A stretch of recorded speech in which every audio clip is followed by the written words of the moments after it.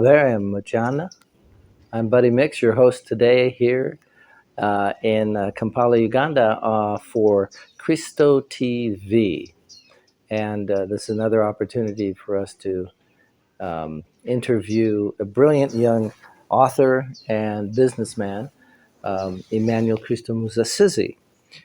My guest is a CEO. He owns businesses. He's an author, an actor, a producer, and a pastor. He is the founding president of Wato International, which is a group created to help unwed mothers learn trades so they can take care of their children. And he's written several books. So today we want to discuss a book of his that he's written called I Want to Be Born, The Skills of Parenting. So without further ado, it gives me a great deal of pleasure to introduce to you Emmanuel Christoe, and to discuss his book, The Cries of the Unborn, I Want to Be Born. What led you to write this book on parenting? I mean, why was this such an important subject to you? I had a vision. And that vision, I found myself like I was in heaven, kind of, in the spiritual, the psychic world. And I saw the Father. He was seated on his throne with the elders. And there appeared a group of countless unborn souls or babies appearing before the Father. And they were pleading to him, asking him not to close the earth before they are born to serve their purpose. And also asking him to judge the earth, for their parents had refused to give birth to them. So they... How what do you mean judge the parents for not having allowed them to be born? I mean, like... to judge them in terms of being wrong or good or... being wrong. Because it appeared to me that it was wrong for refusing them, blocking them the opportunity to come. And they were so desperate. So desperate. So they were pleading to the Father, to God, because in heaven they don't call him God, they call him the Father. So, and they were pleading to the Father, can't you do anything about this? See what they are planning. They are planning to stop us from coming. They are doing all the measures to stop us to go there and serve our purpose. And they were very furious. Oh, wow. So out of this vision that you had, yes, you came back and decided or realized that you needed to write exactly a book about parenting. It was a divine vision. Yeah, it made me cry. I couldn't believe it. Wow. So I decided to become the voice of those voiceless souls whom we cannot hear. That want to be born. To be born. So I became their voice. And then there came the title, I want to be born. Emmanuel, how would you define parenting? Thank you so much, Buddy, for that question. It's a very important question.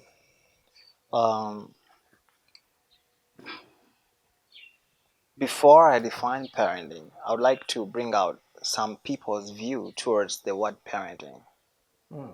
Not so many people will really understand the true definition of the word parenting. Most of them think that parenting is the ability to give birth. So, because you've given birth, now you're a parent. So, others think that parenting is the ability to feed the children, feeding, like breastfeeding, giving them food. Right. Uh, Others think that parenting is um, the ability to have children around you and then you take care of them. Right.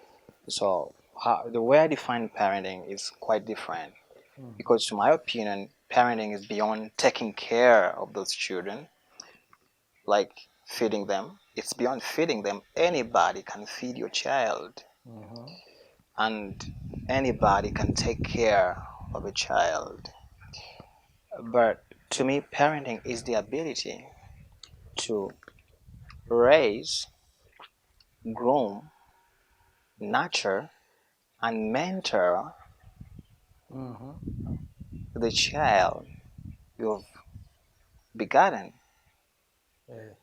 So, not so many people have thought about this, but I sat down and thought about it, how important it is to become uh, like a course, a course, a study. Oh, okay. I Yeah, see what you're saying. a study. How important it is to for it to become a study, because parenting is something so different and so important at the same time that parents should get acquainted with, because not so many parents would think about what it requires to parent someone. Yet, parenting gives a foundation for someone's future. You are trying to give someone character and to give someone an attitude, Integrity. integrity. Yes, Yes. you are giving someone, you are developing someone's mind to become a receptacle of who you are. You know, when I was a child, I'll tell you a story. Um, we went behind a little grocery store that was on the corner on our bicycles, and we saw the window was open and the Coca-Colas were there. So we started taking the Coca-Colas and putting them in our bag, and we drove home as fast as we could with our loot. And my father, I don't know how he did this, but he always seemed to be there at just the time when I needed him to correct me. And he saw us, and as he's pulling up in the car, and went, you know, parents have this instinctive nature to know when the child's not quite being ethical. What do you have in your bags, boys? was his question. Oh, nothing, Dad. Really, let me see. He took us right down to the grocery store, marched us into the owner, and said, my son has to apologize to you because he just took some sodas out of the back of your shop.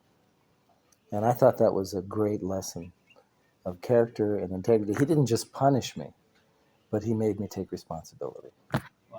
Yeah.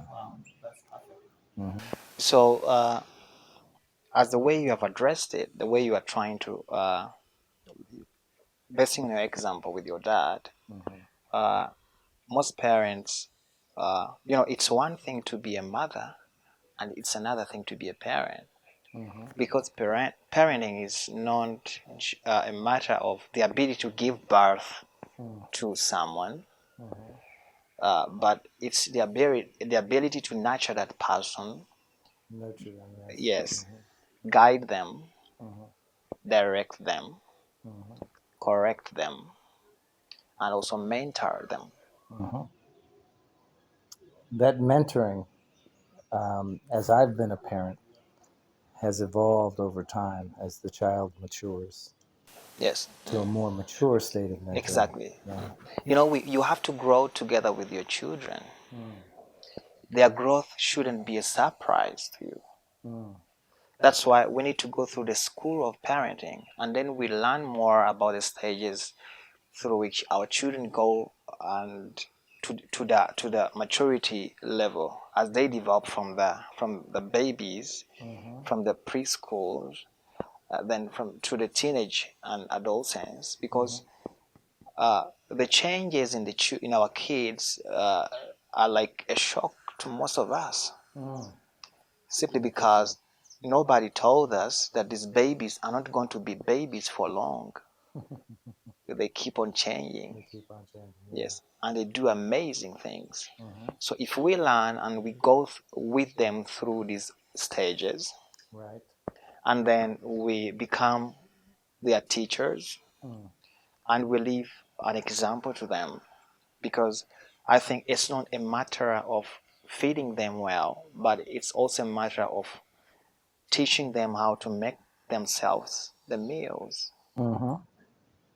Well, I felt like with that example that I gave, that my father chose a path, a very mature path, in letting me see that owning the fact that I had done something wrong to the person I had wronged was a valuable lesson, so that I learned that it's not enough to just say, well, I did something wrong, but to go to the person who you wronged and own that you did something wrong was a valuable lesson to me, because it really showed me that it's more than just the action that I took, but how to respond to that action. Because we all have these weaknesses that occur. Yeah. And as a child, it was the Coca-Cola. I was like, Yeah. wow, free Coke, Wow. let's go. And so it was an attraction that I didn't resist, because I didn't have the maturity to know that, hey, that's someone else's property. I should just respect it and not be jealous or envious of it.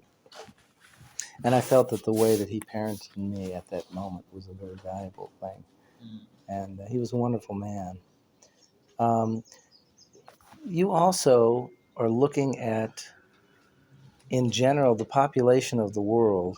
There's a great argument going on right now between thinking that the world is becoming overpopulated versus um, an environment that can sustain the population as it's evolving. So tell me about your views on this overpopulation theory. As we think about the population growth, we should also consider the resources that we need for the economic growth and developments that we are experiencing in the world today.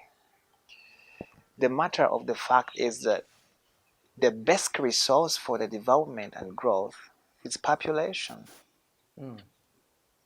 So if you try to fight population, then you are trying, if you try to limit population, then you are trying to limit development. Mm. What do you mean by limiting development? What is development to you? Let me give you an example. Egypt was a superpower 3,000 years ago, and people could come from all over the world to Africa to trade.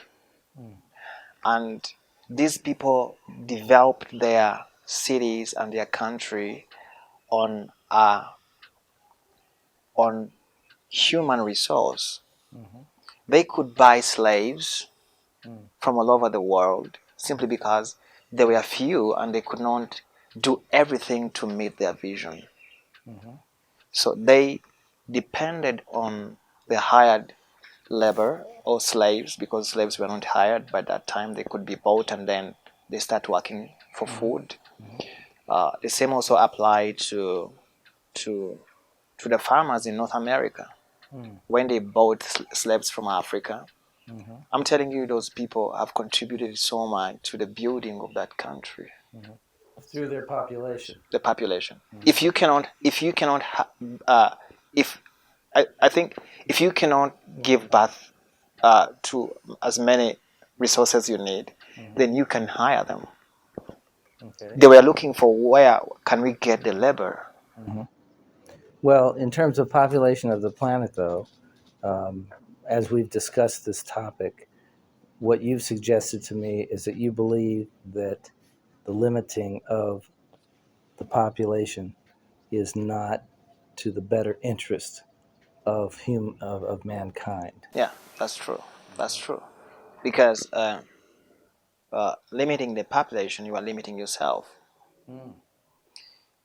We look so much into this resource thing because most people would like to give birth to what they can take care of, and they look at their small environment where they live in, and also their finances and their ability, and I think that uh, the earth is also limited as they are. Interesting. So the reflection of their thoughts has been projected onto the earth, as it also is a limited experience. Yeah, they think that the earth is limited as they are, but they don't know that the sun has never stopped to uh, rise every morning. Yes, seasons keep on changing as usual. The weather keep on changing as usual. The earth has never stopped to give birth, to bring forth everything we need. It provides water. It provides oxygen. It provides all the resources that we do need. Actually, the earth produces more than what uh, we can use. We have more than enough. Okay. But the challenge with us is that we limit ourselves by the environment, actually by our brains. You look at the bread on the table, and then you think that's all there is. Okay. And then you are like, I am the world, and this small house of mine is All there is. exactly. So So how we can it possibly sustain more exactly, population if it's so limited in terms of what you are able to yes. resource? But interestingly, let me give you a background of my idea. We live both. We live double animations, two lives. We are both spirits and bodies. Okay. So there is a psychic world, the spiritual world, where your spiritual self belongs. So every born child comes from that spiritual world. Okay. And every dead person, whenever we die, we go back to that spiritual world. So life is eternal. We don't die, we live forever. Interesting. But we come here, uh, birth is like a shift to another world, and death is like a shift back to where you came from.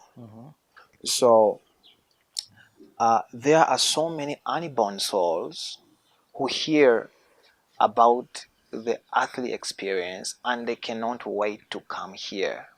Okay. You know, Interesting. yeah, being born is the greatest adventure or the greatest tour that you would pay for.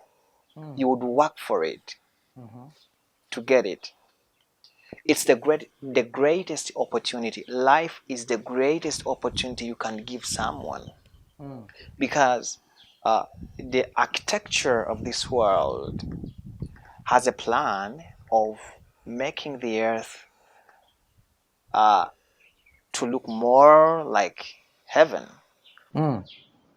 And in so doing, you're seeing an abundance that is unlimited. Yes. And therefore, more population could be allowed, and it wouldn't destroy what is Yes. here. Okay. So which he tries to make sure that he lets more people to come here, because let me give you let me also point out this. We should, before we try to limit the births, we should consider the ratio of death to birth. Okay. If we are losing 1.5 people every second, or if we are losing like 5 people every second, why should we limit the 2 people who are coming to replace the 5 every second? Right. Because life balances. People die, and people should be born. But the argument is that there is this, we're at about a 7 billion human population on the planet right now, and that there aren't enough resources. So how does that fit into your view of these unborn that are crying to be born? If there are people who are saying that we've reached a maximum population. Okay, we can reach the maximum population in someone's head. In somebody's head. Yeah. Okay.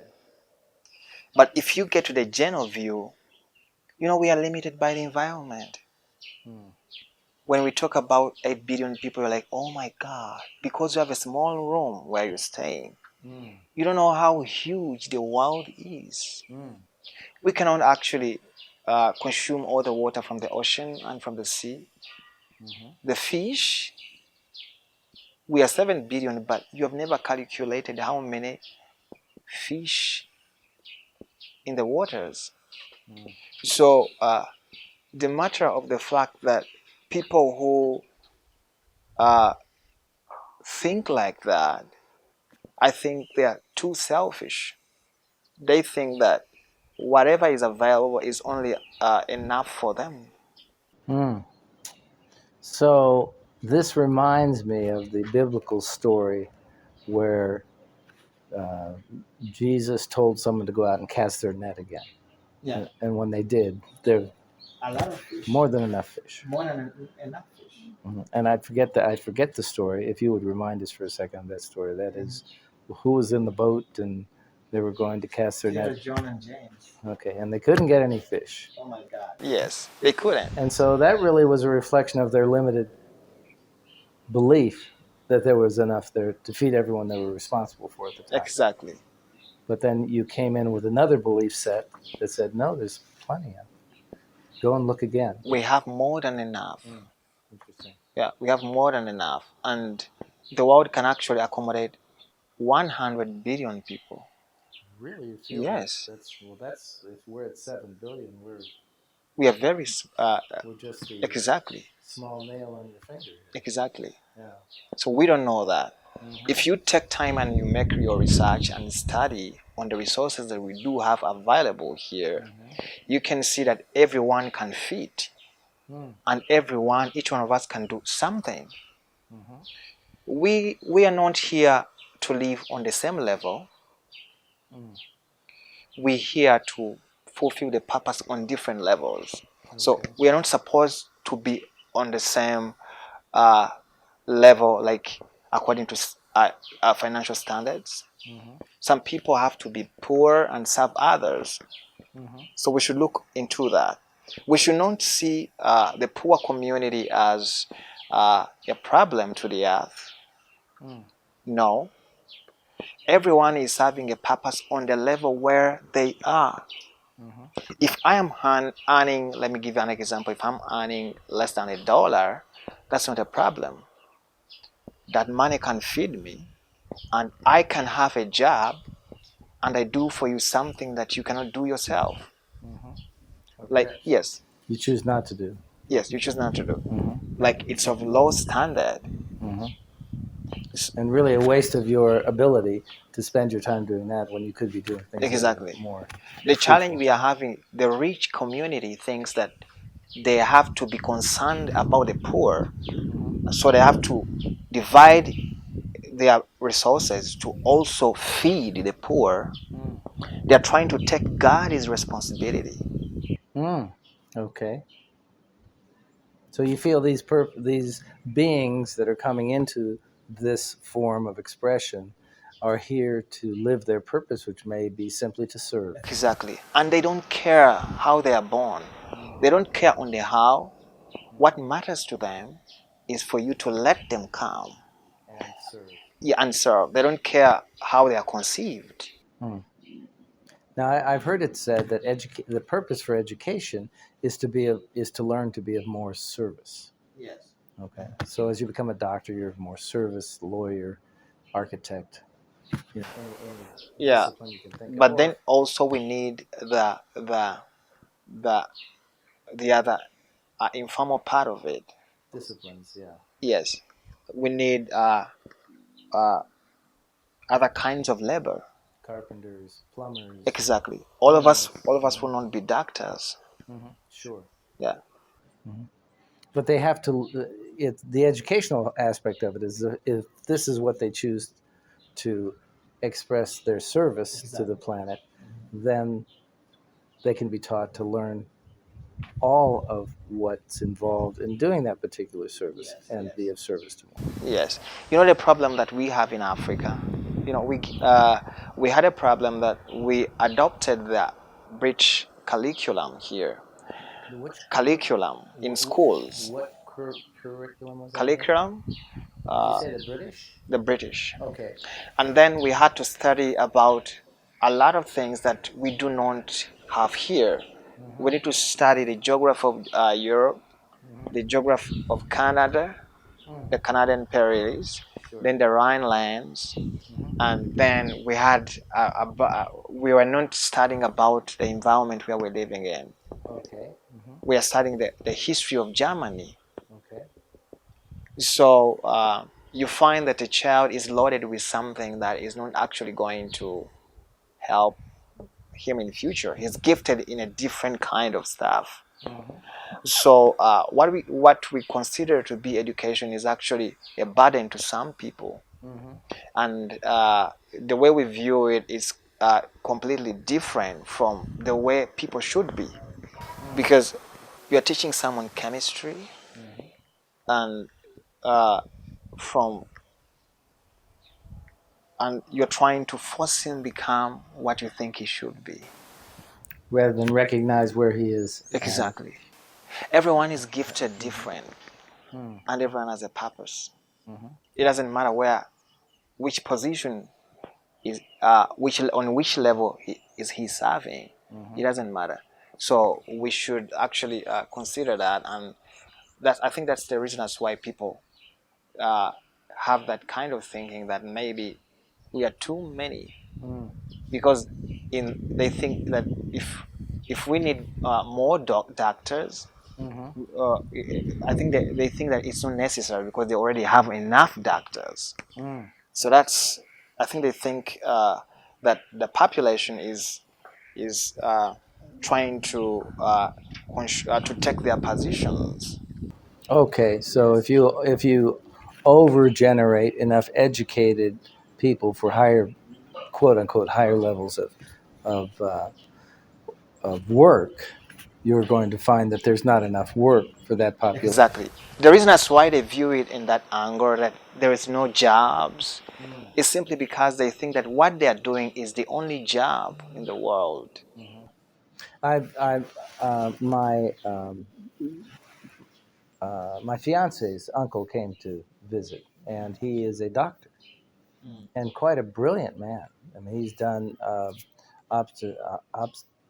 obstetrics, I believe is the word for it. He's a gynecologist. He's done surgery. He's worked with COVID patients. He's had all of these experiences. He's out of a job because suddenly the COVID experience died down and the government ceased to want him as an employee. So he came here jobless, and yet he's a very well educated doctor. So that would be a classic example of how too many doctors and too little work. Okay, so in terms of overpopulation, you feel that we really have the ability we really have more resources than we are giving ourselves credit for. Exactly. Let me give you an example. Who employs who employs Elon Musk? Who employs? Elon Musk. Oh, Elon Musk. Elon Musk. Who employs him? Exactly. Look at most of the innovators that we have in life. They have created their own jobs, and they are very hardworking, and they are adding on this planet. So we should look into this from the angle of jobs, and we look into it at the angle of creativity. So the more souls you have coming here, the more potential creativity you have Exactly. to feed, to house, to take care of. those that don't necessarily have Exactly. that. The challenge we are having, we think that our creativity should accommodate everyone. And when we look at our little creativity and the population, we are like, oh my God, I cannot accommodate all these people. But we should understand that every person has the ability to create. And this could be a person that came from very simple means, like Barack Obama Exactly. or Oprah Winfrey. Oh, yeah. They come from small. What you would not expect them to have accomplished or achieved the kind of wealth and um, influence that they That's have true. today. That's true. Mhm. Or even Elon Musk. Yeah. I believe he was a child of a small family. Yeah. Mm. So the purpose of birth here is to bring in more potential creativity to then solve the issues of more population. Those unborn souls are problem solvers. They have learned about the problems and the challenges we are facing here on this planet, and they would want to come and be part of uh, uh, the Solution. the solution. Yes. Mm-hmm. Yeah. They have the ideas we have never heard before. Mm-hmm. As you can see that the world is changing on speed and we are advancing. New models come each and every year. Mm-hmm. New things appear. Mm-hmm. So what brings that? The new souls. Mm-hmm. Whenever we give birth to new people, then we are giving birth to new technologies. In regards to technologies, this brings the thought to mind of robotics Mhm. and how many of the more mundane um, needs of perhaps building a car or building a computer Mm. are being replaced by automated um, mechanisms that have been invented by these souls coming and saying, we don't need manual labor to do this. We can have, since it is a repetitive function, we can design something to Mm. do that function and eliminate the manual need to perform that task. Mm. So the fear there in more population is that we won't have enough work to take care of all these people who have been replaced by these automated processes. Mm. How does that fit in with this picture of population? Uh, uh, I think is that still we are wrong. Mm, okay. We're limiting ourselves because we're thinking robots are going to do everything. Exactly. Do you know that we live eternity for eternity? We live our life is eternal, Mm, and we live through our children and our children's children. okay. Okay. Mm-hmm. We have visions, but we don't own them. Mm, And we should know that we live a short period of time to accomplish every vision that we do have. mm-hmm. So, as pioneers of development, we should always think about retirement. Oh. Then, after thinking about retirement, we should also think about successors. Who am I leaving behind to accomplish what I've started? Mm, So, if you are killing someone, if you are blocking someone to be born, then you are putting a stop on that big vision that you do have. Nobody will accomplish it because you killed it, mm, and you did it in a way you didn't know. mm. So you're actually, in terms of limiting population. Vision and every purpose on earth is about people. Mm-hmm. So you're limiting your personal vision by limiting your. People, the population. Mm-hmm. If you're trying to control the population, you are controlling yourself. Mm. Yeah. Even those who are trying to limit the population as their purpose is limiting the future of the The planet. future of the planet. Interesting. Um, so parenting with regards to the population that we're seeing, um, how does this fit with how you teach a child to view issues like this that are becoming more and more vocally express that, hey, we have too many people now. You shouldn't be bearing more than one child. You should, in fact, if you can't have a child, that's okay. If that's not the case, how would you parent a child through this mindset of limitation? Firstly, I should look into which, as parents, should view these children as uh, as the purpose carriers that the world is depending on. So you are not raising a person, but you are raising a generation. Mm. You are raising this child is not a baby for forever. Mm-hmm. Tomorrow he's turning into a president. He's turning into a chemist, a scientist. So as we are nurturing them, we should understand that whatever they're going to become will require us to turn into kind of teachers Mm-hmm. and mentors, Mm-hmm. because we've given birth to them and we are trying to give them to fend them, Mm-hmm. because fending someone with much food doesn't contribute much to their brains. Mm-hmm. So as we are so busy at work, we leave our children on TV to watch cartoons, and Mm. then we also reject the responsibility to the teachers at the school. Mm. And we don't know that we have been tasked by God Mm.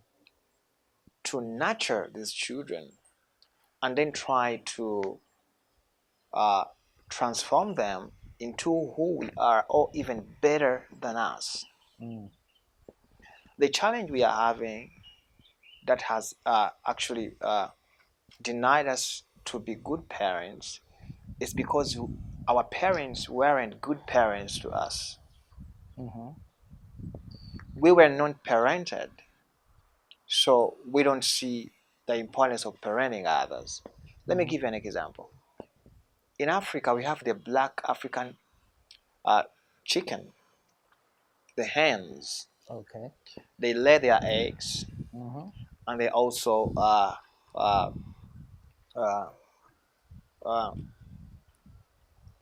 take care of chicks, teach them how to look for food. Mm-hmm. You know, in Africa, we don't gather uh, food for the chicken. We don't. Oh, so they just free range is They what you're have to saying. walk around and they look for themselves what to eat. Okay.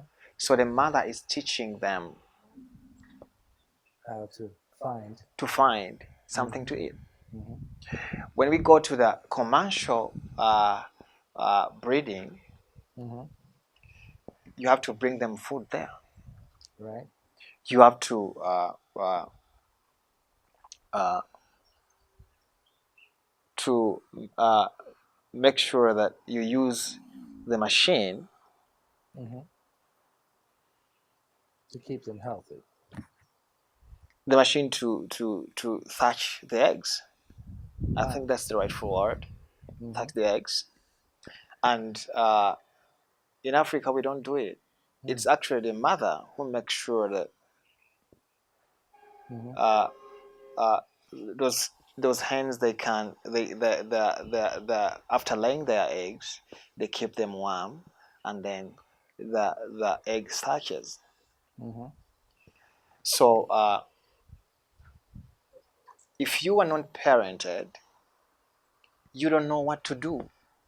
Mm. You don't.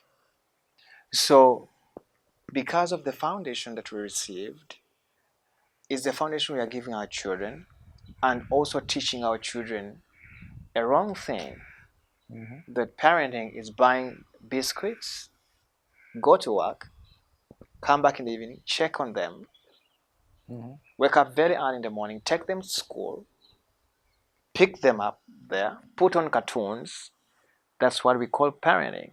Mm. And then at the end of the day, the changes of life, as your child is transitioning, he's changing, he's developing, becomes a shock to us, Mm. because we have let internet to parent our children. Mm-hmm. So Or casual entertainment programs. exactly, Mm-hmm. Such as cartoons. Yeah. yes. Mm-hmm. So kids watch a lot of movies, Mm-hmm. and they try to do it at home. Mm-hmm. Whatever they watch in the movies, that's why you see kids running and they fall into pools, because she has been watching on TV someone jumping and falls into the pool. Mm-hmm. So if you were there watching with your child that thing, she would ask a question, "Mommy, can I do that as well?" Mm-hmm. Then you reason with her, "No, if you try that, you will die." Mm. But if you strictly leave it up to the mechanism, they're not going to have They're- a parent. exactly. Yeah. So they are trying on everything they watch in the Mm-hmm. movie. Mm-hmm. In other words, they live on their own. Yes, at a point in their life when they're not, unable to really do so. Exactly. Mm-hmm.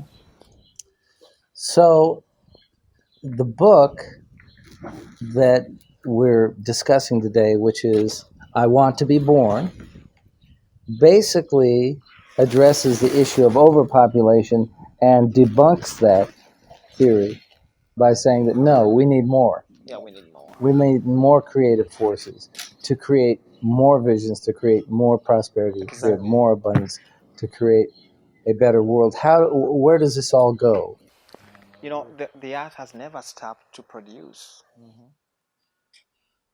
and it's our best resource. It gives us everything we need. The rain has never stopped. The seasons keep on changing, like usual. We have more than enough water. Mm-hmm. We have more than enough oxygen. We don't have to share it. Mm-hmm. It's more than enough. Okay. And the fact that we live here for a short period of time,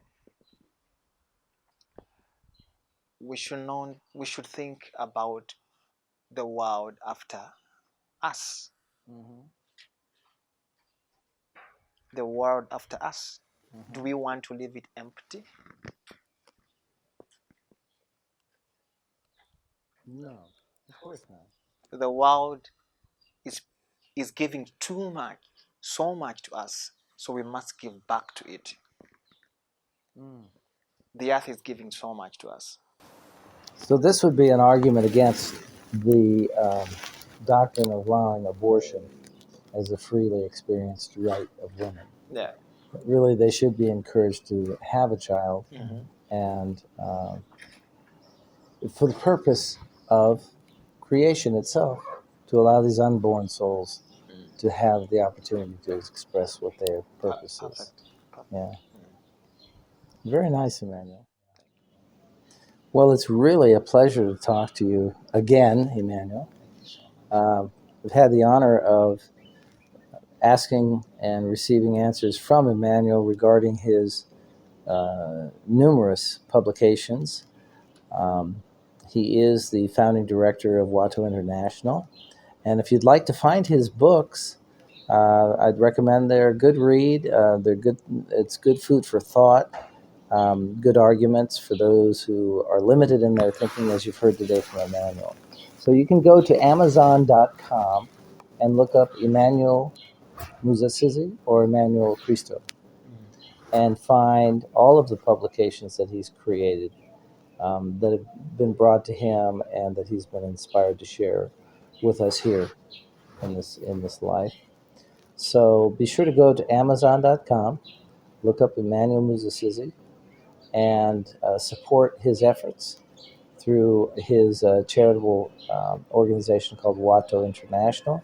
You can do that by looking up watto.com and finding a place where you could donate if you'd like. Um, and you can also get a feel for what he's doing here in Uganda to help the world grow.